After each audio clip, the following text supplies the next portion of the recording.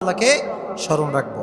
আব্দুল্লাহ ইবনে আব্বাস রাদিয়াল্লাহু তাআলা আনহু বলেছেন যে যদি তুমি তোমার সচ্ছল অবস্থায় আল্লাহকে স্মরণ রাখতে পারো, তুমি যদি তোমার সুখের অবস্থায় আল্লাহকে স্মরণ রাখতে পারো, তাহলে তোমার দুঃখের অবস্থায়, তোমার কষ্টের অবস্থায় তোমাকে স্মরণ রাখবে একজন, তিনি কে? আল্লাহ।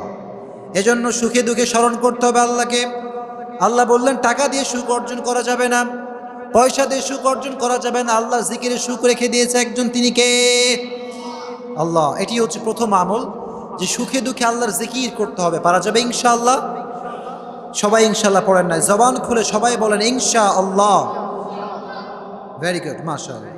এটি হচ্ছে 1 নাম্বার, যে আমরা আল্লাহ জিকির করব। 2 নাম্বার, জীবনে যদি সুখী হতে চান, লোকের থেকে আশা করা ছেড়ে দেন। মানুষের থেকে কিছু আশা করা যাবে। অনেকে খালি লোকের কাছে আশা করে যে আমাকে অমুকে এটা দিবে, অমুকে সেটা দিবে।